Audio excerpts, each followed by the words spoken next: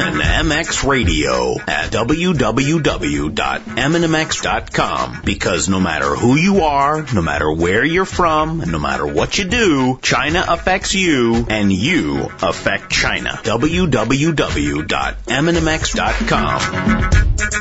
The Chinese language is spoken by more than 1 billion people in the world, and now the Chinese government wants Los Angeles school kids to learn it, and they're providing all the tools to teach it for free. Some fear that's propaganda. Now, who's big enough or hungry enough to make a play for the plane? Libya, Iran, Cuba, Chinese, North Korean. Chinese. Wait a minute. Yes, here it is. The last 6 months, according to his Oxford files, Ivan Trigorin has been auditing graduate-level courses in Mandarin Chinese. I like that. And this is coming from Forbes, around the middle of the month. From Katie Epstein, we have the article, China, Boom or Bust. Quite an interesting article. Foreign pundits have had their say. These two prominent Chinese economists weigh in. This is Forbes.com. China, boom or bust. The article talks to two very high-level Chinese economists, Mao Yushi and Ha Jiming. Now, Mao Yushi, he is 81 years old, I guess, back in January, chairman of the Unirule Institute of Economics in Beijing. And Ha Jiming, a former senior economist with the International Monetary Fund, is chief economist in Hong Kong for China's first Sino-Foreign Investment Bank. They had, the thing about this article was really funny, was that they had completely opposite and polar opposite views. Again, this is from Forbes, back in February, from Katie Epstein. China, boom or bust. And I wanted to read one of the questions, or I wanted to read, where was that? Okay, do you believe that stimulus spending and lending have fueled the growth of speculative asset bubbles in China? And Mao, of course, says, well, of course, because all money went into the investment, not into consumption. Ha just says, I mean, as long as prices don't start to soften, people will rush out to buy again. Bubbles will eventually pop. All right? So one of them says, yeah, of course it's a problem. The other one says, not a problem. And then the next question, two more questions after that. So Ha basically says, yeah, the bubble will pop, don't worry. And then the next question was, what do you see as the best and worst case scenario outcomes for the national economy, and what can the government do? Well, Mao takes the total opposite view. He says, well, the worst case scenario is that the bubble bursts. When Ha just before him was like, yeah, the bubble bursts, whatever. And then Mao says, well, the worst case scenario is that the bubble bursts, millions of workers will lose their jobs. What can the government do? Not much. Kind of rocky economic times in China, according to Forbes. Boom or bust.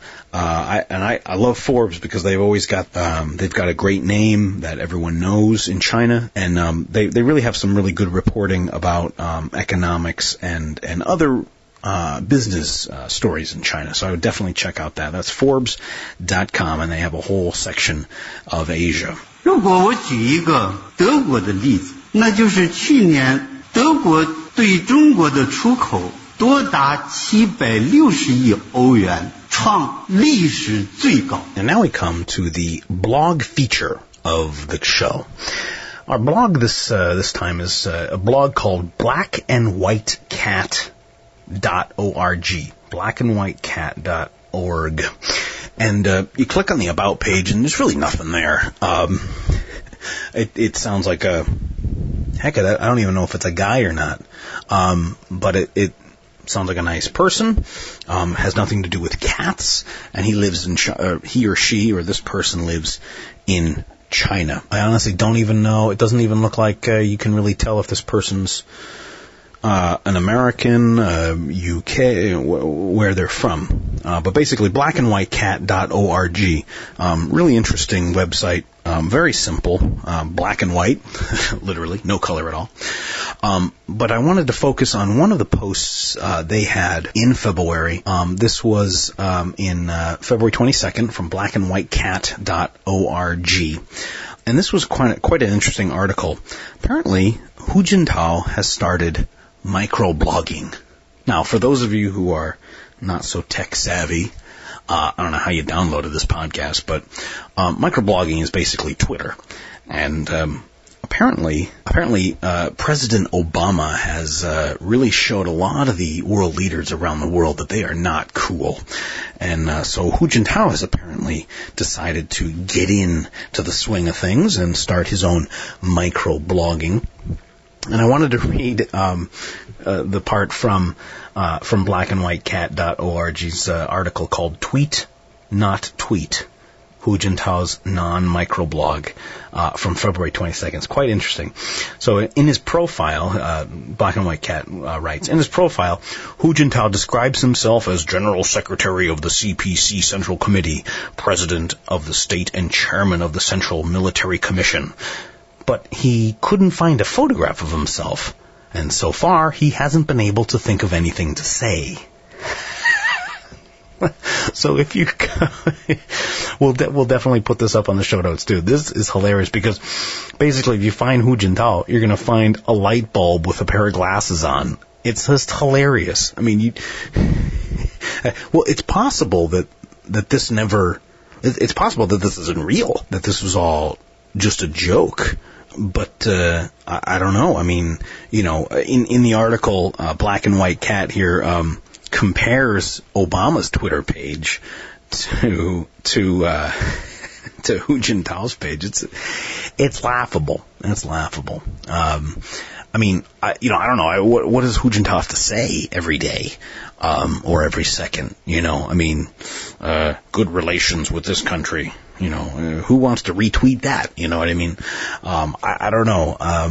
But apparently the People's Daily verified that Hu Jintao's account was genuine. Okay, so we find out that it is genuine. Oh, and apparently as he's writing this, the article, the account was actually then deleted.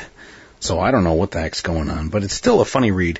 You got to see if you can read it because it's really, really funny. Black and White Cat, great blog, great site.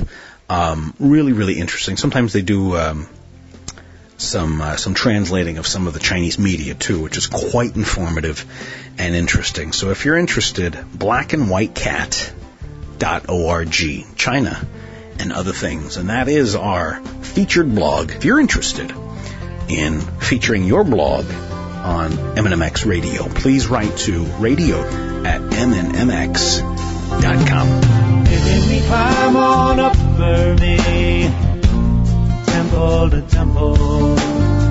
MandMx Radio at www.MandMx.com, because no matter who you are, no matter where you're from, and no matter what you do, China affects you, and you affect China. www.MandMx.com. Surprise.